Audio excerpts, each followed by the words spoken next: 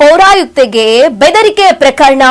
ಕಾಂಗ್ರೆಸ್ ಮುಖಂಡ ರಾಜೀವ್ ಗೌಡಂಗೆ ನೋಟಿಸ್ ನೀಡಲಾಗಿದೆ. ಕೆಪಿಸಿಸಿ ಕಚೇರಿಯಿಂದ ನೋಟಿಸ್ ಜಾರಿ ಮಾಡಲಾಗಿದೆ. ಘಟನೆ ಬಗ್ಗೆ ಸ್ಪಷ್ಟನೆ ಕೇಳಿದೆ ಕೆಪಿಸಿಸಿ ಕಾರ್ಯಾಧ್ಯಕ್ಷ. 7 ದಿನಗಳ ಒಳಗಡೆ ಉತ್ತರ ನೀಡುವಂತೆ ಈಗಾಗಲೇ ಸೂಚನೆ ನೀಡಲಾಗಿದೆ. ಇಲ್ಲದಿದ್ದರೆ ಮುಂದಿನ ಶಿಸ್ತು ಕ್ರಮದ ಬಗ್ಗೆ ಎಚ್ಚರಿಕೆ ನೀಡಲಾಗಿದೆ.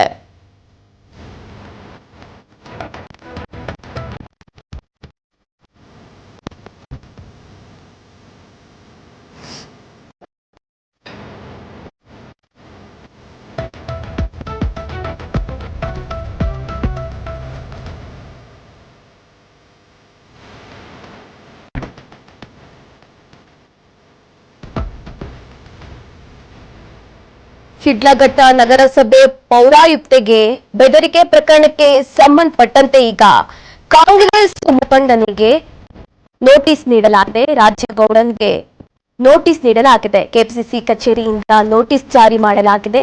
ಘಟನೆಯ ಬಗ್ಗೆ ಸ್ಪಷ್ಟನೆ ಕೇಳಿದ್ದಾರೆ ಕೆಪಿಸಿಸಿ ಕಾರ್ಯಾಧ್ಯಕ್ಷರು.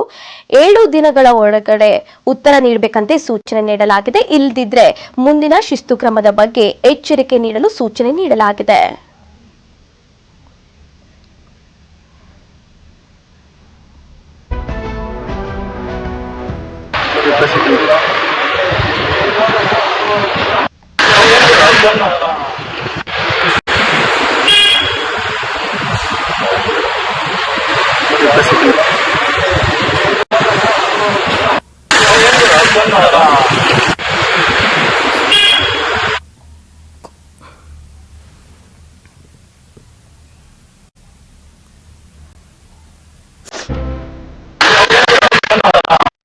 ಕೇಸು ದಾಖಲಾಗುತ್ತಿದ್ದಂತೆ ಗುಹೆ ಸೇರಿಕೊಂಡ ರಾಜೀವ್ ಗೌಡ ಬಂಧನಕ್ಕಾಗಿ ಪೊಲೀಸರ 3 ತಂಡ ತಲಾಶ್ ನಡೆಸ್ತಾ ಇದೆ.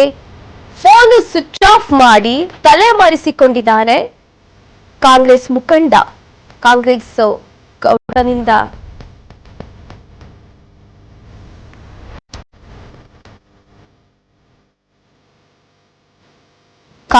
ಮುಖಂಡದಿಂದ ಕಾಂಗ್ರೆಸ್ಗೆ ಬಹಳ ಮುಜುಗರ ಉಂಟಾಗಿದೆ. ಹಾಗಾಗಿ ಈಗಾಗಲೇ ಒಂದಷ್ಟು ಸೂಚನೆ ನೀಡಲಾಗಿದೆ.